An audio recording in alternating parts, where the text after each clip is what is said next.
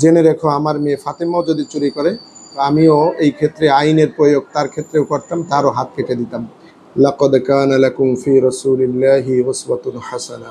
আল্লাহ রাব্বুল আলামিন পবিত্র রবিউল আউয়াল মাসে মহানবী সাল্লাল্লাহু আলাইহি ওয়াসাল্লাম যে দুনিয়াতে আসছেন, যুগে যুগে পথহারা মানুষদের পথের দিশা দেওয়ার জন্য, সঠিক রাস্তায় পরিচালনার জন্য আল্লাহ রাব্বুল আলামিন আম্বিয়া ইকরামদেরকে পাঠিয়েছিলেন।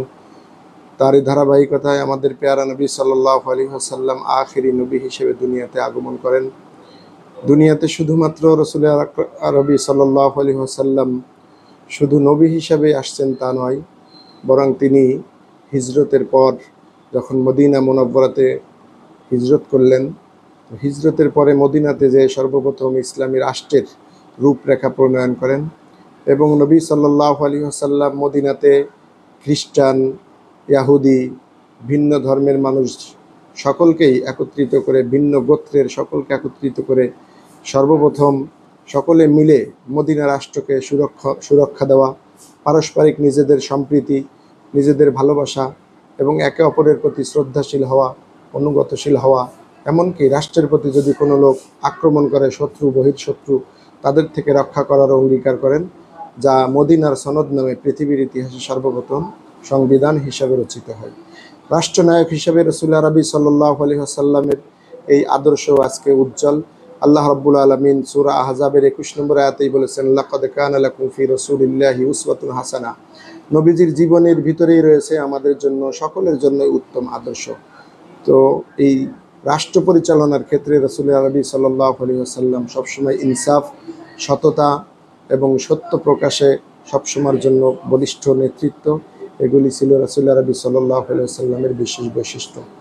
এক সাহাবী এসে বললেন, ইয়া রাসূলুল্লাহ, অভিজাত সম্প্রদায়ের ভিতরে এক মহিলা, সে চুরি করেছে, তার হাতটা না কাটলে ভালো হয়, হাত না কাটার ইসলামের যে বিধান, এই অনুরোধ করলেন। নবী সাল্লাল্লাহু আলাইহি ওয়াসাল্লাম তখন বললেন, পূর্ববর্তী উম্মাত অনেকেই ধ্বংস হয়েছে এই অবিচার করার কারণে। জেনে রেখো আমার মেয়ে ফাতেমাও যদি চুরি করে আমিও এই ক্ষেত্রে আইনের প্রয়োগ তার ক্ষেত্রেও করতাম, তারও হাত কেটে দিতাম। এটাই ছিল প্রকৃত ইনসাফ। রাসূল আরবি সাল্লাল্লাহু আলাইহি ওয়াসাল্লাম এই রাষ্ট্রকে রক্ষা করবার জন্য যখন উহুদ, খন্দক, বদর বিভিন্ন যুদ্ধের প্রয়োজনীয়তা দেখা দিয়েছে, নবী সাল্লাল্লাহু আলাইহি ওয়াসাল্লাম সাহাবীদেরকে নিয়ে পরামর্শ করেছেন। পরামর্শ ভিত্তিক এই রাষ্ট্রের গোড়াপত্তন নবী সাল্লাল্লাহু আলাইহি ওয়াসাল্লাম করেছেন। এমনকি নবী সাল্লাল্লাহু আলাইহি ওয়াসাল্লাম এমন অবস্থায় বন্দীদেরকে যখন বন্দী করা হয়েছে, তাদের মুক্তিপণের বিষয়ে শিক্ষাকে গুরুত্ব দিয়ে নবী সাল্লাল্লাহু আলাইহি ওয়াসাল্লাম বন্দীদেরকে বলেছেন যে, না, তুমি যদি মুক্তিপণ দিতে না পারো তো সাহাবীদের বা সন্ততি যারা আছে তাদেরকে তুমি লেখাপড়া শেখাবে। এমনিভাবে বন্দীদেরকে মুক্ত করবার জন্য তাদের শিক্ষাকে অগ্রাধিকার দিয়েছেন। নবী সাল্লাল্লাহু আলাইহি ওয়াসাল্লাম এই ইসলামী রাষ্ট্রের গোড়াপত্তন এবং মজবুত করবার জন্য, ইনসাফ কায়েম করবার জন্য জাকাত ভিত্তিক অর্থনীতি নবী সাল্লাল্লাহু আলাইহি ওয়াসাল্লাম চালু করেছেন। সেই সময়ে, সেই যুগে ইতিম, অসহায়, হতদরিদ্র, গরিব মানুষ, তাদের দায়িত্ব স্বয়ং রাষ্ট্র গ্রহণ করেছে। নবী সাল্লাল্লাহু আলাইহি ওয়াসাল্লাম তাদের দেখভাল করেছেন। ছোট্ট বালককে রাস্তা থেকে কুড়িয়ে এনে বলেছেন যে আমার সন্তান, তাকে সন্তানের মতোই দেখতে হবে।